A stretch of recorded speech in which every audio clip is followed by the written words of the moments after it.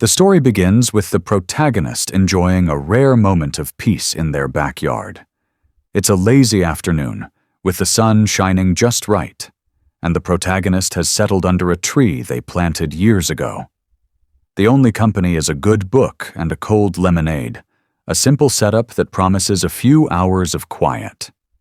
The yard is fully fenced, private, and, most importantly, outside the reach of the neighborhood's HOA rules, which only apply to the more chaotic, HOA-controlled areas of the neighborhood.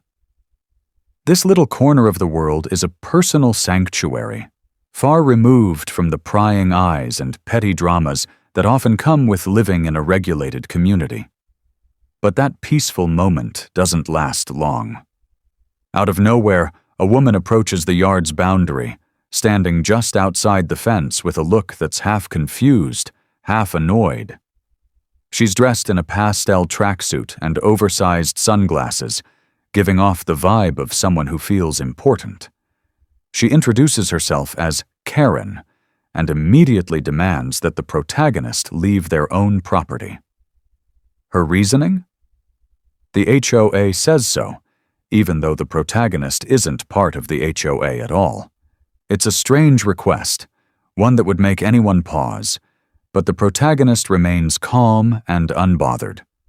Instead of getting frustrated, they simply ask, "Would you like to speak to the Secret Service agent in the car first or after you hang up?"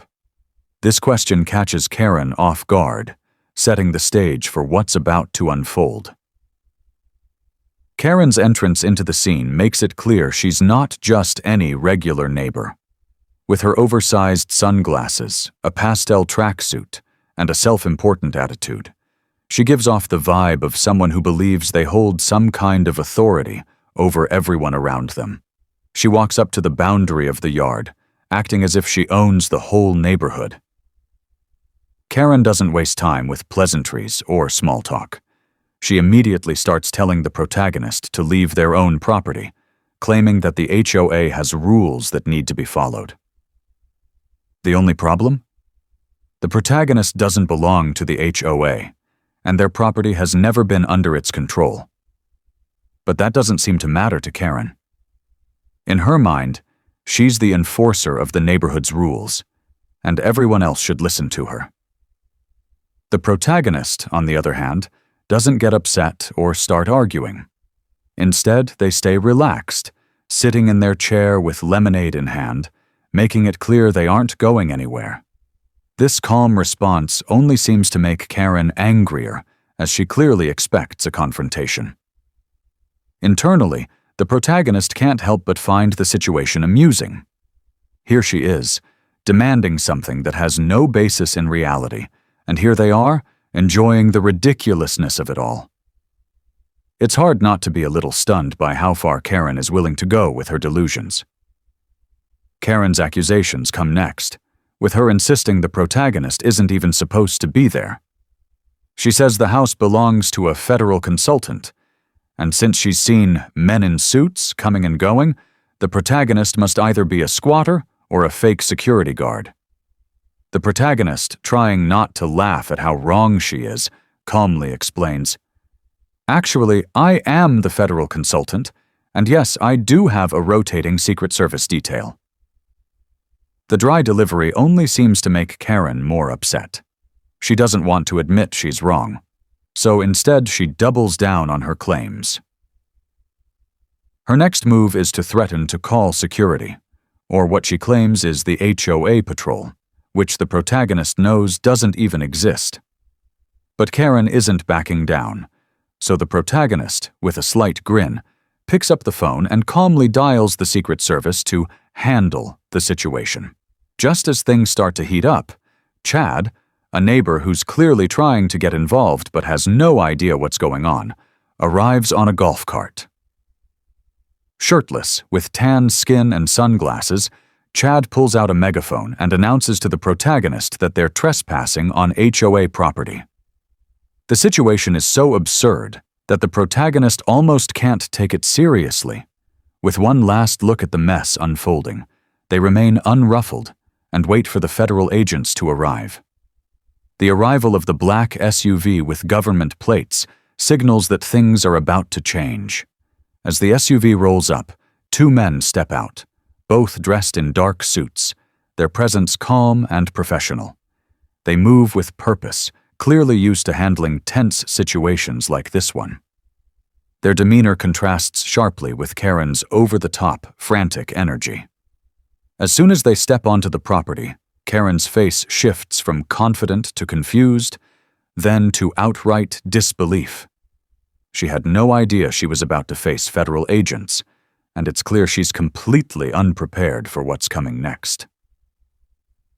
The agents approach her, explaining that they are there because the property in question is federally protected, and she is interfering with a secure location. They calmly tell Karen that she is trespassing, which only makes her more flustered. Karen, of course, refuses to accept this. In her mind, she is still in charge, and these two suited men must be part of some elaborate plot.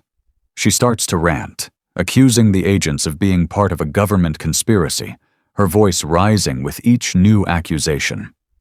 The protagonist watches, trying to hold back a laugh, amused by how far Karen is willing to go in her delusions. Internally, the protagonist finds it almost hard to believe that Karen hasn't figured out she's in way over her head yet. The agents remain calm, not even flinching at Karen's bizarre theories. As Karen continues to escalate, the agents inform her that they are ready to arrest her for trespassing on federally protected land. The protagonist can't help but add a few sarcastic remarks under their breath, enjoying how absurd the situation is. Karen, now fully convinced she's fighting some grand injustice, gets louder, calling the agents imposters and accusing them of working for the deep state. She completely ignores the fact that she's being given an opportunity to leave the property peacefully. Instead, she doubles down on her beliefs, still convinced that the protagonist is somehow the real villain here. At this point, the absurdity of Karen's actions becomes too much for the neighbors to ignore. They begin to gather, peeking out from behind windows and doors, watching as the scene unfolds. Some are clearly curious, others are just waiting to see how it all plays out.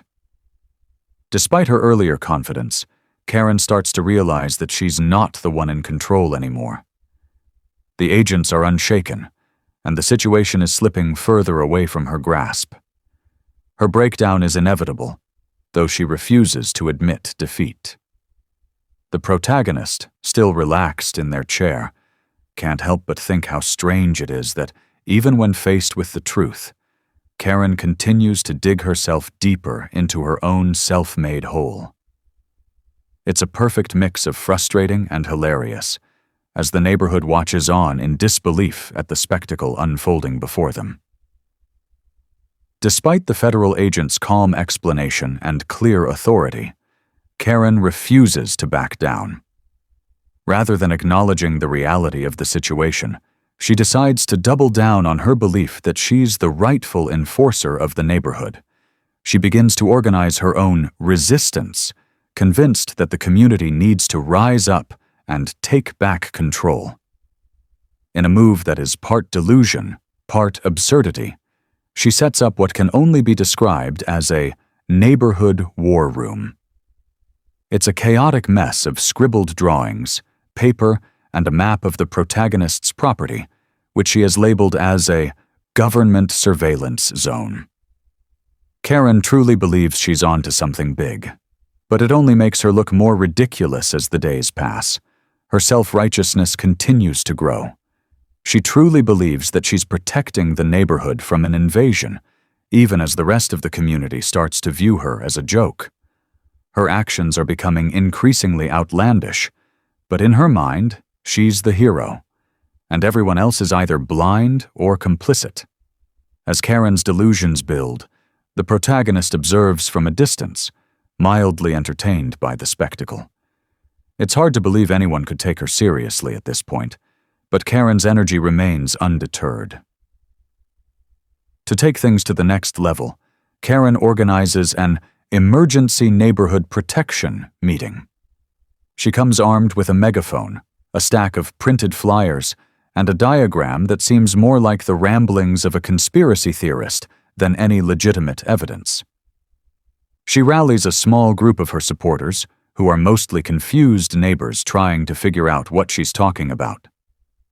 The protagonist, still sitting on their porch, watches the whole thing unfold with a mix of disbelief and amusement.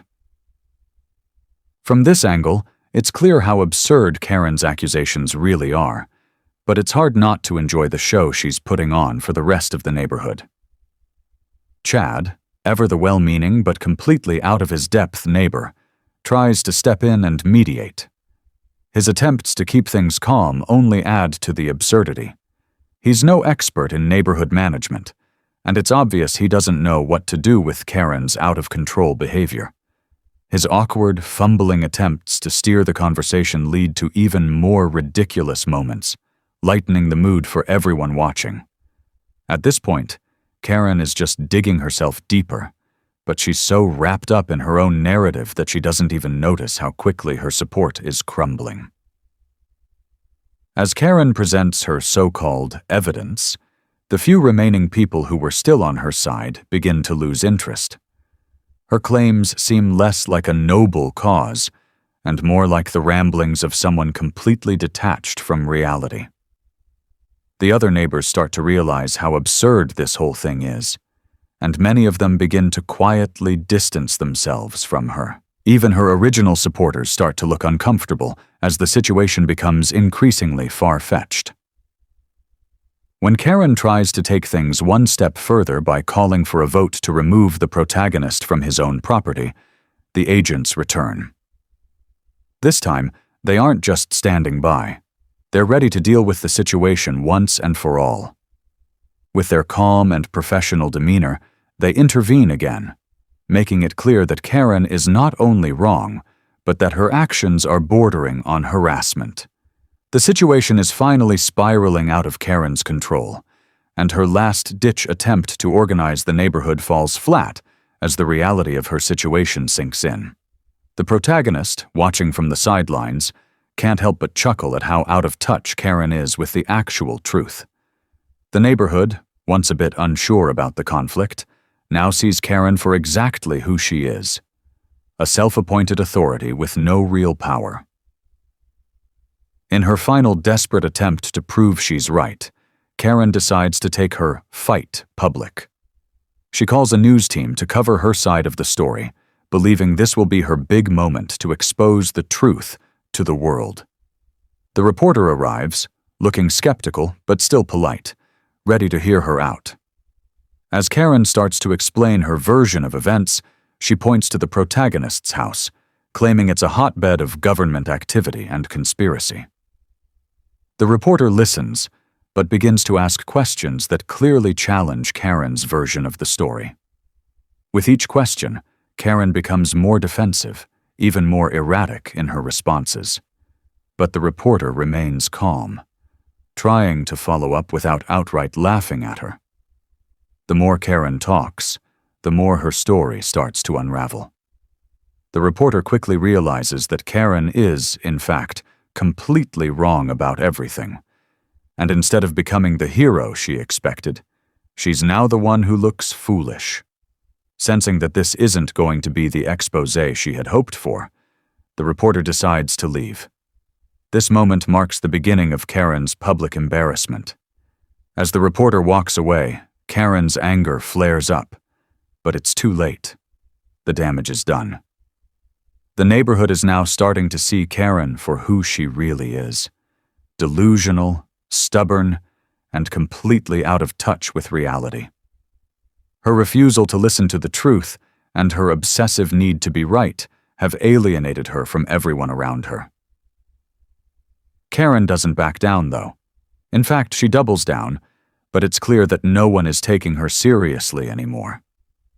Soon after the reporter leaves, the situation takes another turn for the worse when Karen steps over the boundary one last time, ignoring all the warnings she's been given. At this point, the federal agents step in, calmly informing her that she's still trespassing on federally protected land. They explain that they've warned her multiple times, and now she's crossed the line. The agents arrest Karen for trespassing, and as she's taken away, the absurdity of the situation is too much for the neighborhood to ignore. People watch in stunned silence as she has read her rights, realizing that what they thought was a small, personal conflict had grown into something much bigger. From a distance, the protagonist watches the entire thing unfold. There's a sense of justice in the air, but also a strange amusement. What started as an outrageous conflict over something as simple as enjoying a peaceful afternoon in their own yard has turned into a full-blown spectacle. The protagonist reflects on how absurd it all became, how Karen's stubbornness led to her own downfall, and how, in the end, it was her refusal to accept the truth that sealed her fate. The neighborhood is now watching Karen in a way they never had before, no longer as the authority figure she tried to portray, but as the embarrassing spectacle she truly was. The protagonist feels a sense of relief, knowing that things are finally coming to a close. Karen's reign of chaos is over, and the neighborhood can finally go back to normal. After Karen's arrest, things in the neighborhood begin to settle down. The tension that had been building for weeks slowly fades as people start to return to their normal routines. The drama that had consumed the community becomes the talk of the block, and soon enough, the neighbors are sharing their own versions of what happened, laughing at the ridiculousness of Karen's behavior. It's almost like the whole incident has become a bizarre local legend. As Karen's influence fades, the community finds its rhythm again, and the sense of peace that once existed begins to return. The protagonist's life also goes back to normal. No more confrontations, no more ridiculous accusations. There's a quiet satisfaction in knowing that the chaos has ended, and things are finally getting back to how they used to be. In an unexpected twist, the protagonist receives an invitation to join the HOA board. It's a lighthearted joke, a reflection of how the neighborhood has changed. The invite comes with a humorous note, clearly poking fun at the events that unfolded, as if the protagonist's expertise in federal de-escalation was now needed for HOA meetings. It's a funny reminder of just how absurd things had gotten, and while the protagonist has no interest in actually joining, it serves as a moment of reflection on the strange series of events that brought them here. The final scene shows the protagonist enjoying a quiet moment, once again sipping lemonade in their yard, the same place where all the drama started. They pause for a moment, looking around at the now peaceful neighborhood. There's a slight smirk on their face as they decide to add one last safety measure to their property: a motion sensor, just for fun. It's a small, tongue-in-cheek reference to Karen's wild accusations about surveillance, but it's also a way to laugh at how far things went. The protagonist reflects on how strange it is that a simple afternoon in the yard turned into such a big, chaotic story, and they can't help but smile at the thought of Karen's lasting legacy in the neighborhood. No one will forget the woman who tried to kick someone out of their own backyard, and that will probably be the neighborhood's best story for a long time. The story wraps up with a lighthearted commentary on how ridiculous the whole ordeal was, from the start all the way to Karen's arrest.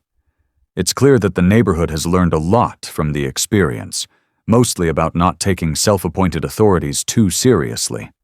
And as for Karen, well, she's left a mark, but it's not the kind she was hoping for. The protagonist takes one last look at their yard, content in the knowledge that, in the end, they won.